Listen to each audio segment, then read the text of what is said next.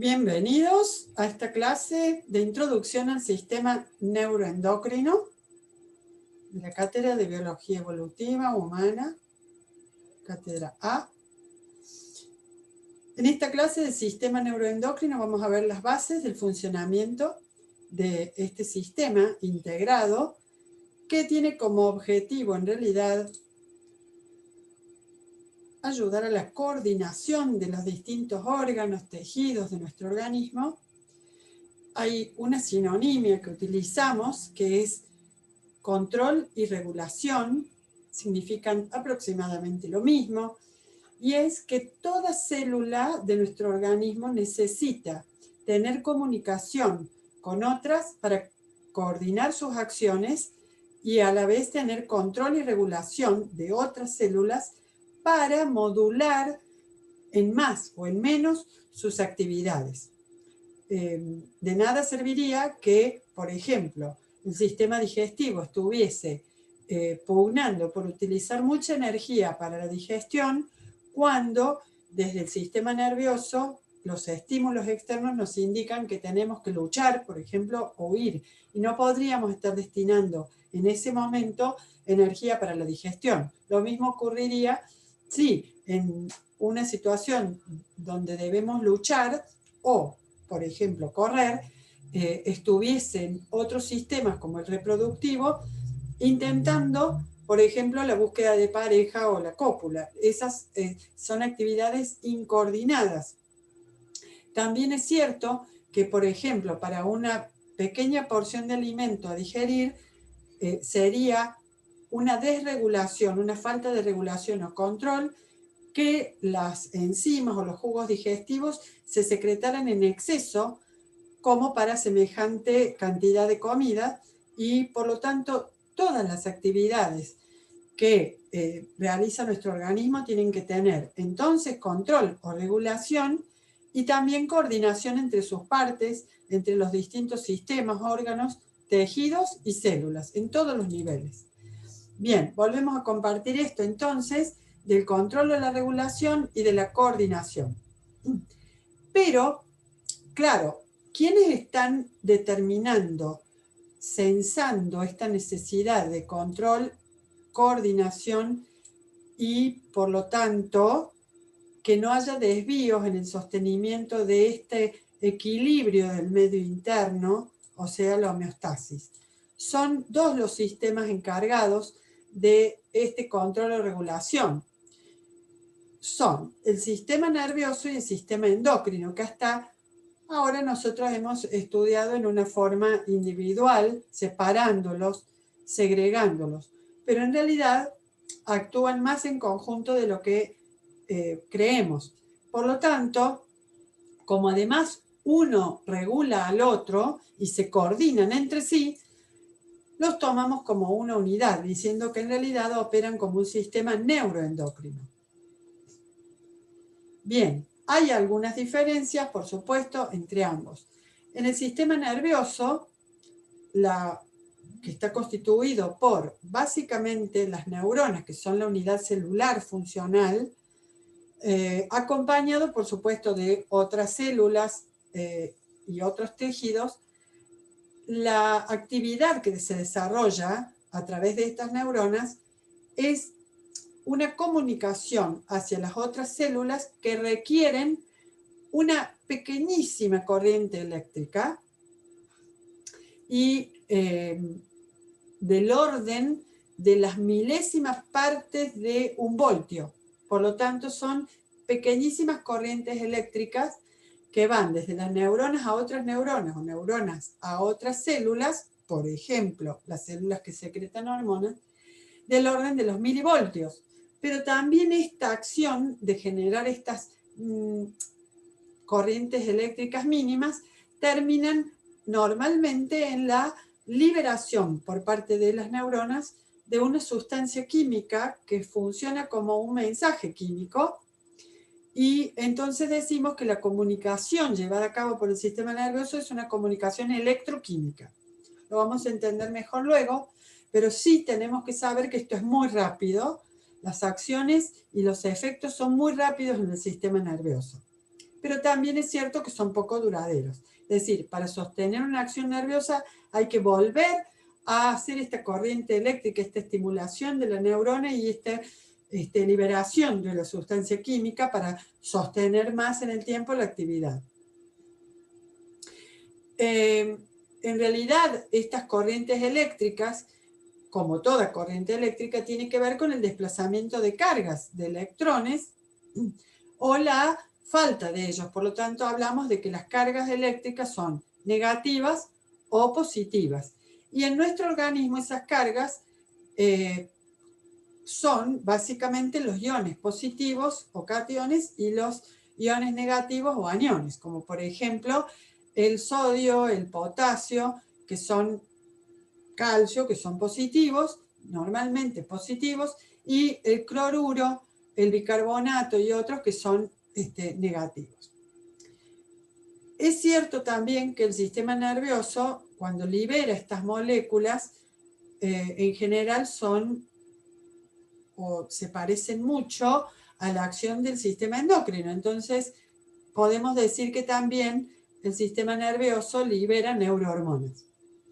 El sistema endocrino, mientras tanto, como unidad funcional, tiene A, células que están solitas o células que están en órganos, los cuales llamamos glándulas endocrinas, y que solamente liberan estas moléculas de comunicación que llamamos hormonas. Es decir, que su comunicación es netamente química, por moléculas que llevan una señal, un mensaje químico hormonal. Y estas acciones, cuando son llevadas a cabo por esta comunicación química o las hormonas, son de más duración, aunque también hay que esperar más el efecto, o sea que son acciones más lentas, pero también más duraderas. Entonces, entre estos dos sistemas se coordinan para hacer acciones rápidas, pero poco duraderas, y hacer acciones más lentas de mayor duración, como en el caso del sistema endocrino. El sistema endocrino, entonces, es un conjunto de glándulas llamadas endocrinas o de secreción interna que liberan entonces hormonas. Las hormonas son, lo vamos a definir mejor, pero son moléculas de señales químicas.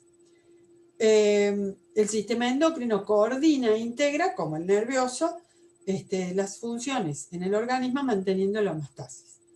Todas las hormonas, es decir, todas estas moléculas señal liberadas por el sistema endocrino, sí o sí son liberadas por las células endocrinas o glándulas endocrinas y entran por difusión adentro de los vasos sanguíneos, o sea que circulan por la sangre y llegan a todas las células del organismo, pero solo responderán a esta molécula señal, a la hormona, aquellas células que se consideren blancos de esta hormona.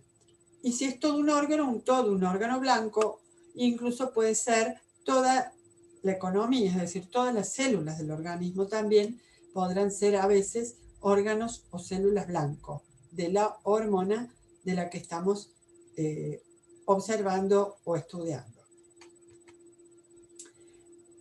Un tema interesante es, muy bien, ¿y qué pasa con la conducta y el sistema neuroendocrino? Bien, hace mucho tiempo ya Freud hablaba de que ciertas conductas eran más notables que estuvieran relacionadas con la actividad neuropsíquica. ¿Cuáles de estas conductas era más fácil ver esta relación con la conducta neuropsíquica? Bueno, él comenzó estudiando aquellas conductas que compartiésemos más notoriamente con otras especies animales, conductas básicas tales como tener hambre, sed, búsqueda de pareja, alivianar el calor, etc. Y también, posteriormente, empezó a estudiar más aquellas de base psíquica como las motivaciones, deseos, emociones, ya más propias del Homo sapiens y no tan compartidas con las otras especies. Es decir, aquellas resultantes de la actividad mental y de la integración de las experiencias ambientales e internas en lo psíquico.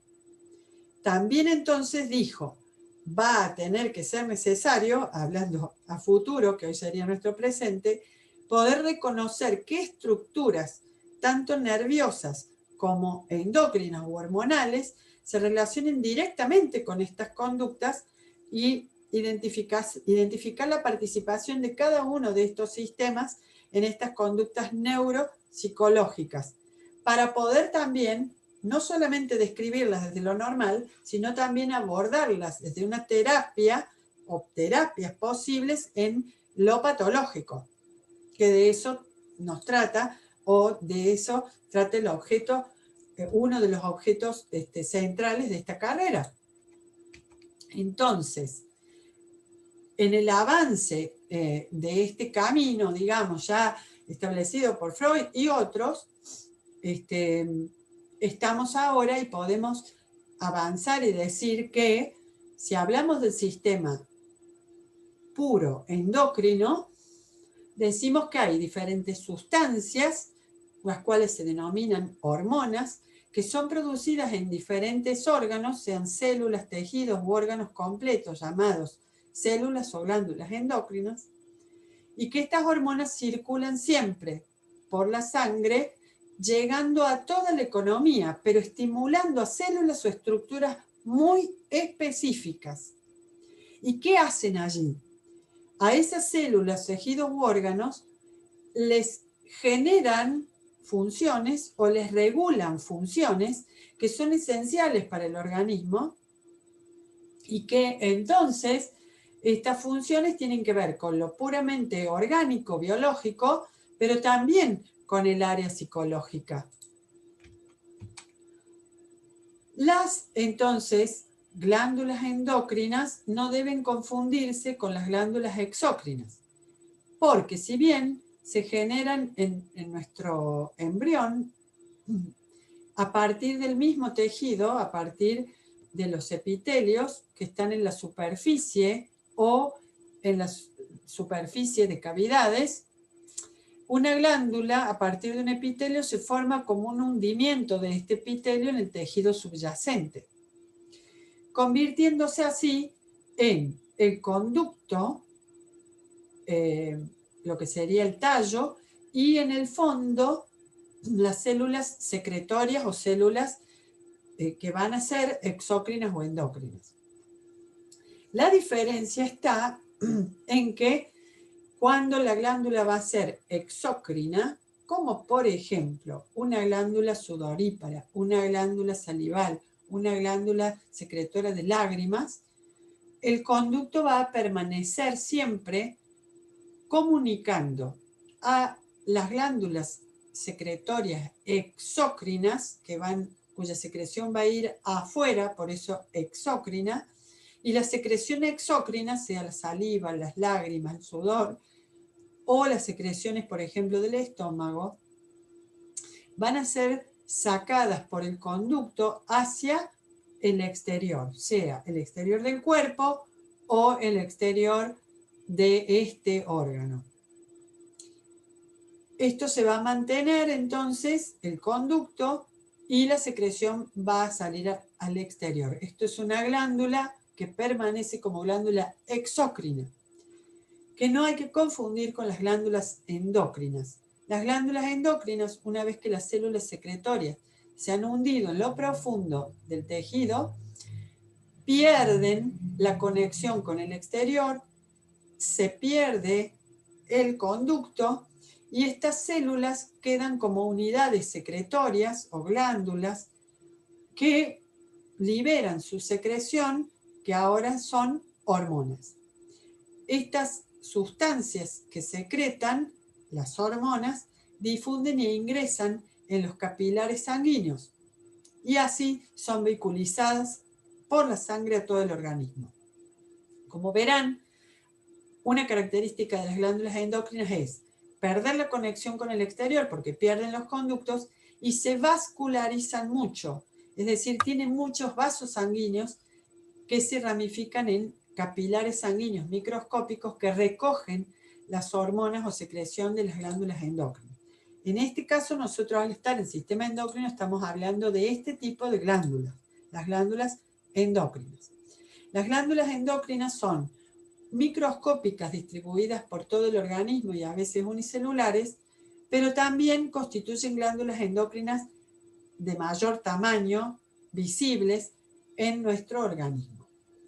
Las principales están alojadas en el centro de nuestro encéfalo y allí vamos a encontrar a la glándula hipófisis, también vamos a encontrar a la glándula epífisis por arriba, luego veremos bien esto. Otra glándula importante es el páncreas, que tiene una parte exócrina que no la veríamos en este caso y una parte endocrina que tiene que ver con hormonas del manejo, por ejemplo, del azúcar, como la insulina y el glucagón. Otra glándula importante está alojada en la base del cuello y es la glándula tiroides, que tiene como dos lóbulos y una parte central que lo une en la base del cuello, como les decía. Otras glándulas importantes son las mismas gónadas, es decir, los ovarios y los testículos, que además de producir las gametas, son glándulas endocrinas muy importantes que no solamente están para regular la reproducción, sino también otras funciones del organismo. Y por arriba de los riñones encontramos las glándulas, este es el riñón, las glándulas suprarrenales, que son como dos casquetes ubicados arriba del riñón, que tienen que ver muchísimo con la regulación de ciertos procesos metabólicos, tanto de grasas como de azúcares y otras funciones importantes, como las inflamaciones, el sistema inmunitario y demás. Solo por mencionar las principales, pero hay más. ¿Qué es una hormona entonces? Una hormona es un mensajero químico que va de una célula o grupo de células a otros. Es una sustancia orgánica que, producida por las células endocrinas, circula por la sangre y tiene efectos sobre células específicas, donde tiene efectos justamente regulatorios y entonces regula la actividad de estas células.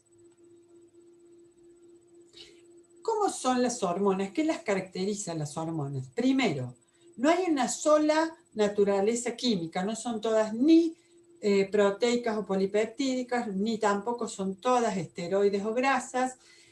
Hay de diversa naturaleza química. Otra característica, las células endocrinas que las producen pueden ser células aisladas, por ejemplo, como pasa en el epitelio del intestino, o pueden estar en grupos formando un pequeño órgano como las glándulas endocrinas mencionadas recién. Todas circulan o se transportan por la sangre solitas cuando pueden circular en agua o transportadas por un transportador cuando, por ejemplo, tienen naturaleza grasa o lipídica. Otra característica es, no actúan sobre todas las células del organismo, sino sobre lo que se llaman sus células blanco u órganos blancos, que en general están separadas de la glándula endocrina que las libera. Hay sinonimias o formas de decir también, las células blanco también se pueden llamar células diana o del inglés target, ¿sí? El blanco para, por ejemplo, tirar o hacer puntería, se denomina en inglés target. Por lo tanto, el blanco target es lo mismo. Y algo que también caracteriza a las hormonas es que no hace falta que haya mucha concentración en sangre, en pequeñas cantidades ya ejercen su efecto, porque tienen un blanco específico que está esperando justamente estas pequeñas dosis de hormonas. Hablando de concentraciones, las hormonas, las que más hay miligramos por litro de sangre, a las que tienen una cantidad más moderada, microgramos por litro de sangre, y algunas hay tan poquito que hay picogramos por litro de sangre. Bien, en general, ¿Qué logran hacer las hormonas en sus blancos target u órganos blancos? Cuando llegan a estas target o blancos específicos, en general activan transformaciones que pueden ser activar o desactivar algunas enzimas específicas. También pueden promover o inhibir el transporte. Y esto puede ser transporte de iones justamente cargados o moléculas que entran o salen, atraviesan membranas en las células. También pueden ir al núcleo de la célula blanco y activar o desactivar genes, con lo cual van a activar o desactivar la síntesis de proteínas específicas o enzimas específicas. En general decimos, las hormonas son de inhibir o detener una función y en general lo ejemplificamos con un menos o lo abreviamos con un menos, pero también pueden estimular procesos o, como decimos, ser tróficas de algún proceso. Y en ese caso lo resumimos con un más. Entonces hay procesos que las hormonas inhiben y hay procesos que las hormonas estimulan o para los cuales son tróficas. Y en general decimos que toda acción hormonal viene complementada en general con un refuerzo o complementariedad desde el sistema nervioso, aunque hay veces que el sistema endocrino actúa solito. Por ejemplo, cuando modula al sistema nervioso lo suele hacer solo. Y en general decimos que busca la acción hormonal al coordinar y regular, busca mantener la homeostasis, esa constancia entre ciertos límites del medio interno. Pueden regular contracciones, es decir, contracciones, relajaciones, movimientos, que se acumulen o disminuyan ciertos procesos, ciertos componentes metabólicos como las grasas, las proteínas, los ácidos nucleicos, es decir, procesos metabólicos en general, que aumenten o disminuyan secreciones, pero también que se incrementen o disminuyan ciertos procesos mentales y permiten también procesos adaptativos, por lo tanto, también aumentan o disminuyen adaptándonos frente a situaciones de conflicto, de lucha y demás, generando o controlando, cuando se puede, el estrés. También van a controlar cuando se produce, se guarda y se utiliza más la energía. Tienen que ver con el crecimiento. También controlan el desarrollo, la diferenciación, tanto embrionaria como después en la niñez, adolescencia. La formación de los órganos, de los tejidos y órganos en la embriología. Y un capítulo muy importante de los efectos de las hormonas es el control o regulación de todo lo que es la reproducción sexual. Por lo tanto, la formación de gametas en las gónadas, el apetito sexual, la respuesta sexual, la fertilización, el anidamiento de los embriones, el desarrollo embrionario y fetal y también todo lo que es después del recién nacido, la estimulación para el apego de las madres, los padres a sus crías, el amamantamiento, el cuidado de las crías o hijos, etc. Así que, bueno, el mensaje obviamente tiene que estar muy bien controlado, valga la redundancia, para llegar a donde debe llegar y estar en la cantidad necesaria para lograr el efecto controlado que no sea ni más ni menos, puesto que estas hormonas, además de estar muy controlado la cantidad, aumentan y descienden normalmente con el día y la noche, o sea, en el ritmo circadiano, pero también cambian con la primavera, verano, otoño, invierno, o sea, los ciclos estacionales. También están muy controlados en las etapas del desarrollo humano, tanto que cambian de la niñez a la pubertad, como las hormonas sexuales, por ejemplo, de la pubertad a la madurez y de la madurez a la vejez en las pausas, digamos, menopausia, andropausia, típicas del desarrollo sexual o de la actividad sexual, digamos, humana. Y entonces, ¿por qué decíamos que es tan importante este control exacto de las cantidades que se necesitan en el día, en la etapa vital en que se encuentran?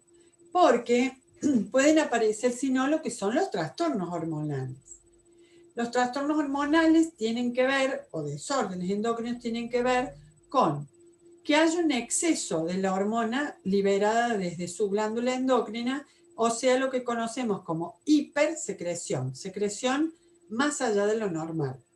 Es un exceso de hormona circulante y por lo tanto va a dar un exceso de efectos en sus blancos.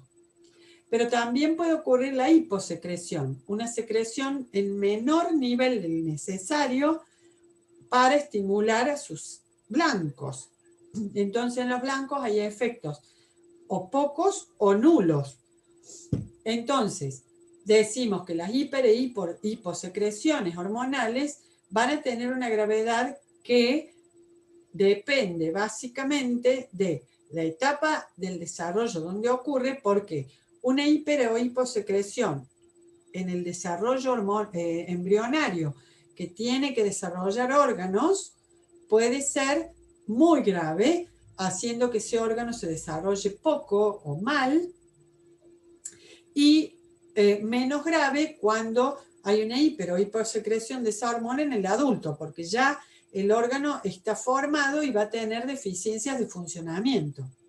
Entonces siempre la gravedad de una anomalía hormonal, dicho sea de paso, nerviosa también, va a ser más grave durante el desarrollo embrionario, fetal o del bebé, que cuando ya hemos pasado la adolescencia y hemos llegado a la adultez, al total desarrollo de estos órganos o sistemas.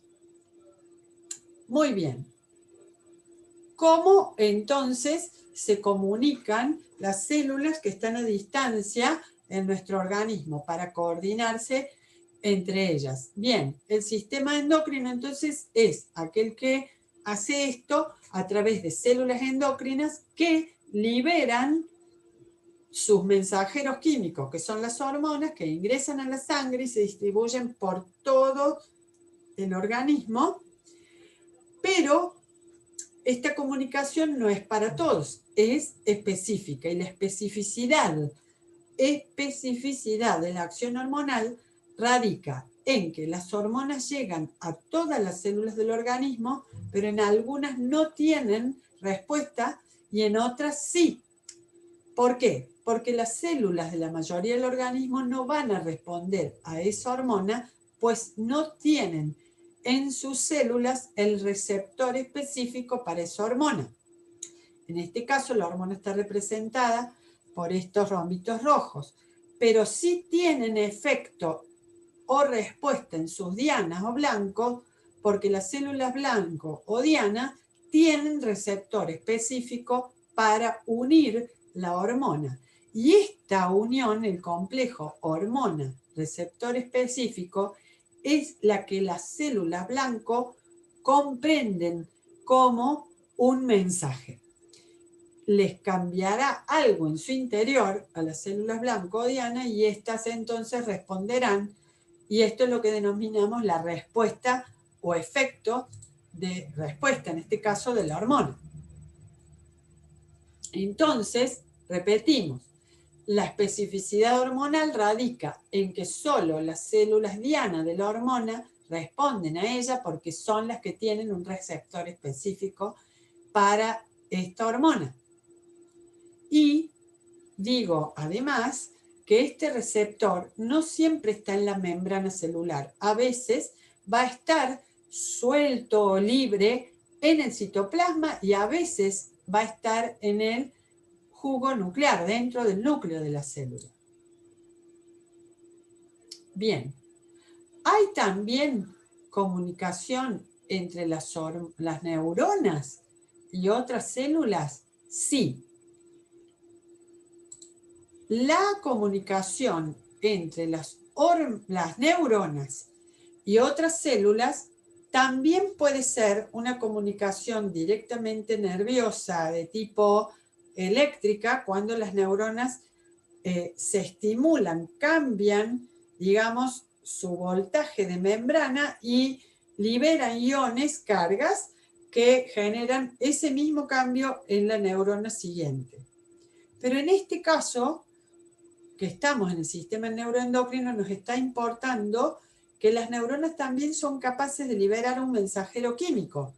Por lo tanto, también son capaces de generar una neurohormona. Entonces, cuando las neuronas, que aquí hay una en violeta, secreta, libera una sustancia química destinada a ingresar al torrente sanguíneo y encontrar sus blancos o dianas con sus receptores específicos, también es una hormona, y en este caso reservamos el término neurohormona para este tipo de hormonas liberadas entonces desde el sistema nervioso. Otro caso es el de los neurotransmisores, donde las neuronas liberan esta sustancia mensajera química, pero ya no tiene que ingresar a la sangre o ir lejos, sino que la célula diana está muy cerca, contigua a la neurona. En este caso, esta sustancia ya no es una neurohormona, sino que le decimos neurotransmisor. Y por no ser una neurohormona y la distancia por sangre, lo dejaríamos fuera entonces de este sistema neuroendocrino. Pero vale la pena mencionarlo ahora para saber que los neurotransmisores también son liberados desde las neuronas, pero tienen sus blancos o dianas contiguos y el espacio que los separa es muy, muy pequeñito.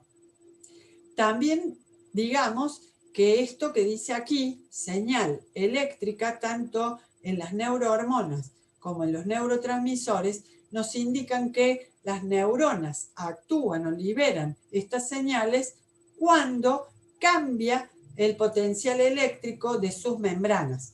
Cambia, digamos, la organización de cargas en sus membranas.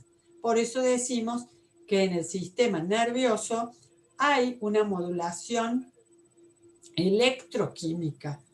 La parte química es la liberación de la sustancia, pero la parte eléctrica es que la excitación de la neurona va acompañada de un cambio eléctrico. Y estos cambios en el sistema nervioso son muy, muy rápidos. Bien, esta cuestión de lograr un nivel adecuado de la hormona que no sea un nivel excesivamente alto, más allá de lo normal en sangre, como así también que no sean un nivel excesivamente bajo para que logren un efecto deseado en los blancos, se realiza, o el organismo lo realiza, a través de lo que conocemos como las retroalimentaciones, o del inglés feedbacks. ¿Por qué retro y por qué alimentación? Porque la misma hormona circulante va a ir hacia las células que la secretan, o sea, las células endócrinas de donde ellas mismas son liberadas, y se van a ir entonces atrás a alimentar al sistema inhibiéndolo o estimulándolo. Los feedback se conocen por retroalimentaciones como feedback negativos y positivos. Ahora vamos a entender mejor de qué se trata. Cuando el nivel de una hormona aumenta en sangre, va aumentando, y cuando alcanza niveles cercanos al máximo que debe haber, esta hormona circulante en gran cantidad alcanza a las propias células que están liberando esta excesiva cantidad y se unen a receptores en las células que la liberan y las inhiben. Entonces, más hormona hay, más se une a sus propias células secretorias, las inhiben más y entonces logran que el nivel de la hormona descienda. Entonces, ante un nivel de aumento de la hormona, ella misma logra su descenso. Por el contrario, cuando el nivel disminuya demasiado, pocas moléculas de hormona alcanzarán las células endocrinas que la liberan y entonces va a haber poca señal y las células endocrinas que la liberan incrementarán la liberación de la hormona. Y así entonces, ante el descenso hormonal, aumenta la hormona. Al ser esto un estímulo que va en contra de lo que se logra luego, es decir, poca hormona logra aumento, mucha hormona logra descenso, la dirección va opuesta al estímulo, entonces se habla de un feedback negativo, va en contra de cómo estaba la hormona en su nivel inicial. La mayoría de los casos de acción hormonal en el organismo son feedbacks negativos. El feedback positivo, en cambio, es un refuerzo del estímulo inicial. Entonces, si la hormona empieza a aumentar, incrementa su nivel en sangre, refuerza sobre las células endocrinas más liberación de hormona, aumentando, aumentando y aumentando. Esto es un feedback positivo o también conocido como círculos viciosos, que aumentan, aumentan, aumentan hasta que algún evento de la fisiología o biología logra cortar el círculo vicioso y terminarlo. En general, los feedbacks positivos ocurren en pocos casos, digamos, del organismo y requieren de algún evento, como decía, que corte este círculo vicioso. Puede haber feedbacks positivos en una disminución que disminuye, disminuye, disminuye más aún el proceso, pero son más raros.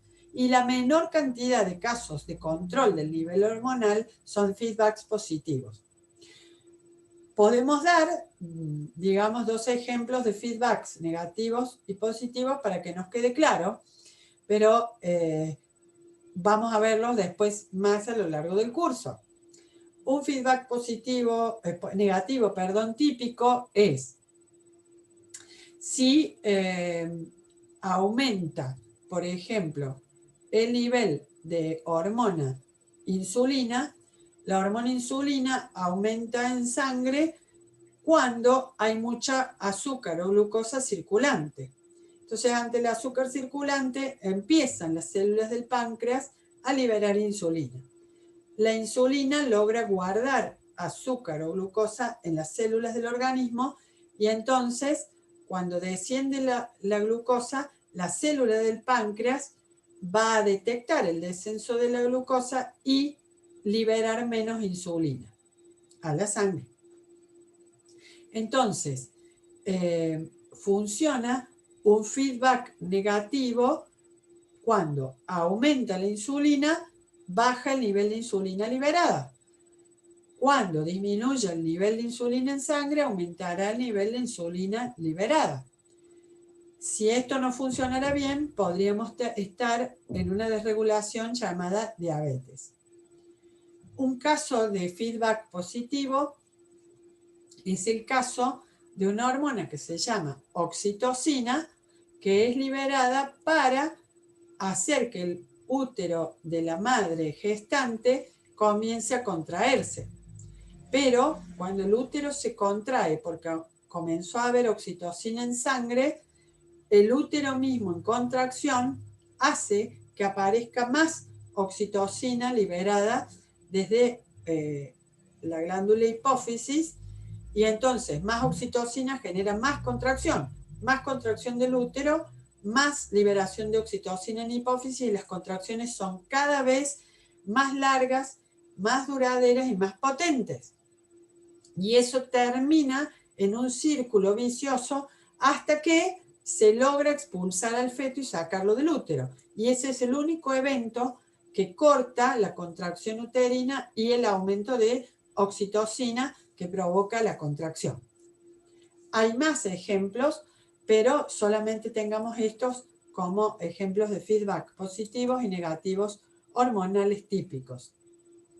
Bien, entonces, digamos que el sistema nervioso, las neuronas, a través de sus hormonas o neurotransmisores, puede generar un control de las glándulas endocrinas principales. Y las hormonas, desde estas glándulas endocrinas, van a ir a modular o regular también la acción del sistema nervioso. Entonces, tenemos a los dos controladores principales o reguladores principales, nervioso y endocrino, controlándose entre ellos a su vez. Y entonces, por eso hablamos del sistema neuroendocrino en conjunto. En cuanto a las conductas, que es lo que nos importa a nosotros, si todo comportamiento y experiencia está tomada por el sistema nervioso, regulada por el sistema nervioso, guardada en memoria por el sistema nervioso, pero las estructuras cerebrales están influenciadas por este contexto en donde está el individuo, sea su ámbito familiar, social, la cultura, el ámbito político y económico, el ámbito educativo, donde se halla, y el sistema endocrino, con sus hormonas, incrementa, trofiza o inhibe ciertas partes de este sistema, incluyendo el aparato psíquico, entonces el sistema neuroendocrino es el que está moldeando o modulando todas las conductas resultantes, tanto individuales como, cuando reunimos a todos los individuos, al conjunto social. Y en palabras de Huxley, o Aldous Huxley, dicho esto hace muchísimo tiempo, las glándulas endocrinas, entre otras cosas, segregan nuestros humores, nuestras aspiraciones y nuestra filosofía de vida. Palabras que hace mucho tiempo ya nos estaban prefigurando lo que hoy sabemos. La interacción entre el sistema nervioso rápido, el sistema más lento pero más persistente, endocrino, y toda la relación con nuestra estructura nerviosa y psíquica, regulando nuestras conductas individuales y por lo tanto luego las sociales y más allá de la especie humana. Espero que con esta introducción puedan abordar mejor el estudio del sistema endocrino o neuroendocrino en nuestra materia. Nos vemos en la próxima clase.